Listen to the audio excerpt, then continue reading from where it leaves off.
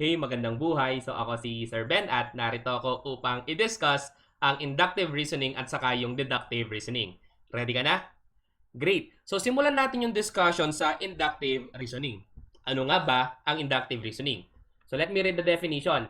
It is a kind of reasoning where the conclusion is made based upon current knowledge, observation, examples, and patterns. Another, it uses specific examples to arrive at a general rule.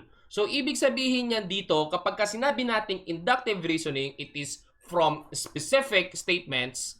Tapos, from those specific statements, makakapag-arrive tayo sa general conclusions. Okay? So, let us have some examples.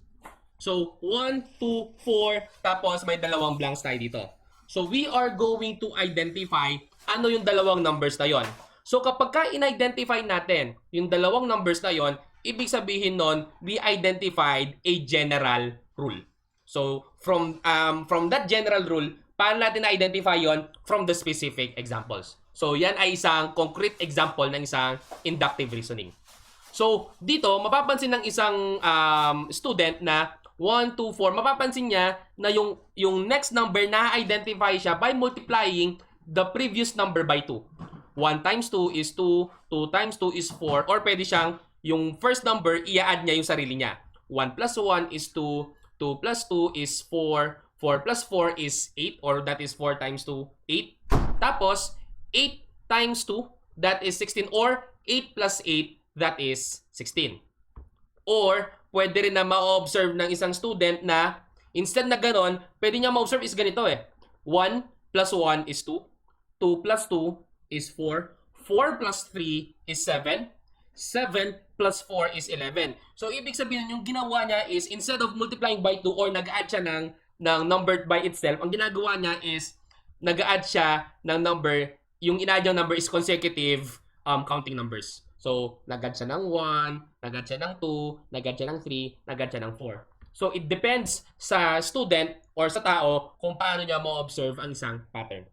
Pero syempre, yung pag-observe ng pattern, kailangan logical pa rin. Okay?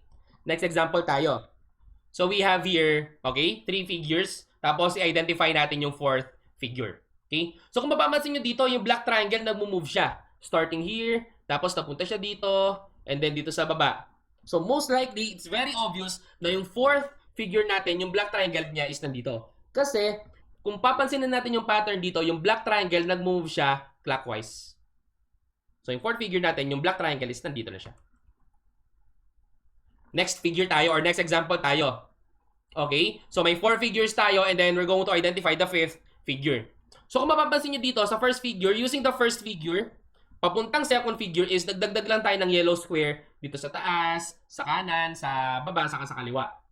Tapos, using the second figure, papuntang third figure, nagdagdag lang tayo dito ng black square dito sa taas, sa kanan, sa baba, saka sa kaliwa.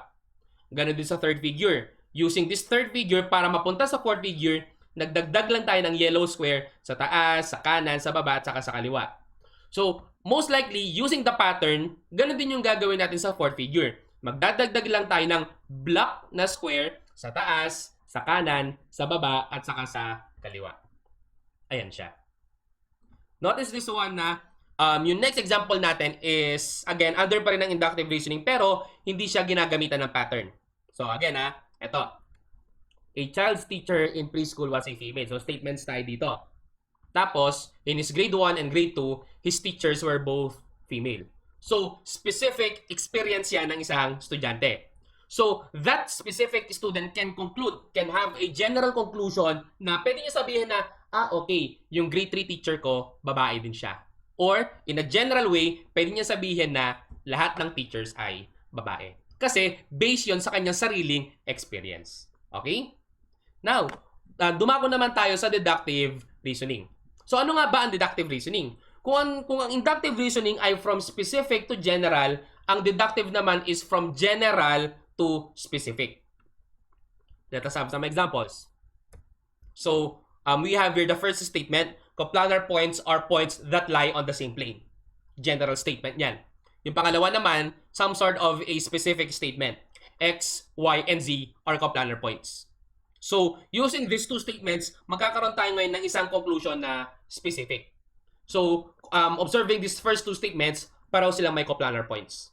So, ang gagawin ko niyan dito is i-connect ko yung second statement sa first statement. X, Y, Z are points that lie on the same plane. So, again, kagaya ng sinabi ko, kinonect ko yung second statement sa first statement. Second example tayo, guys, ha.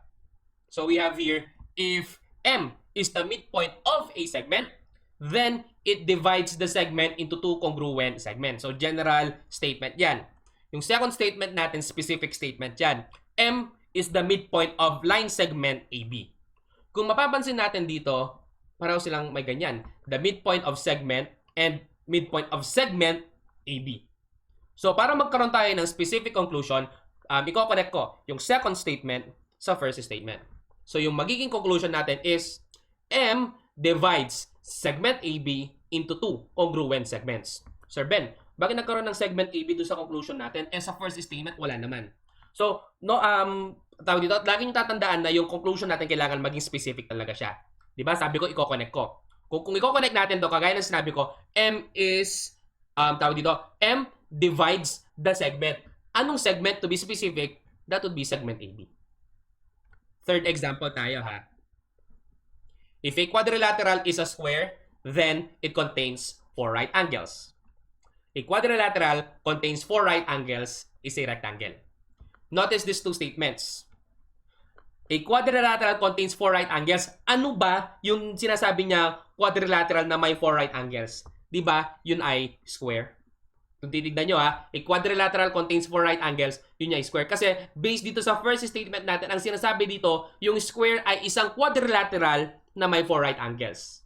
So in that case, pwede ko nang i-connect ito. Ibig sabihin nun, yung square na to, pwede ko siyang ipalit dito sa buong group of words na to. So in that case, yung magiging conclusion natin is, a square is a rectangle. Last example tayo. If a number ends in 0, then it is divisible by 10. Second statement natin, a number that is divisible by 10 is divisible by 5. Notice this one. Ano ba yung number a number that is divisible by 10? 'Di ba? Sabi doon sa first statement, yung number na divisible by 10 ay isang number na nag-e-end sa 0. Ibig sabihin ngayon dito, pwede ko na papalitan itong a number that is divisible by 10, papalitan ko siya ng a number ends in 0. So in that case, yung magiging conclusion natin ay ganito. If a number ends in 0, then it is divisible by 5. So, ganun lang ang inductive at saka yung deductive reasoning. Based sa aking experience as a teacher, napakadali lang ng topic na to, lalo-lalo sa mga estudyante, simply because walang solving na nangyayari dito. Napakadali lang ng inductive reasoning at saka ng deductive reasoning. And with that, maraming salamat sa pakikinig and magandang buhay!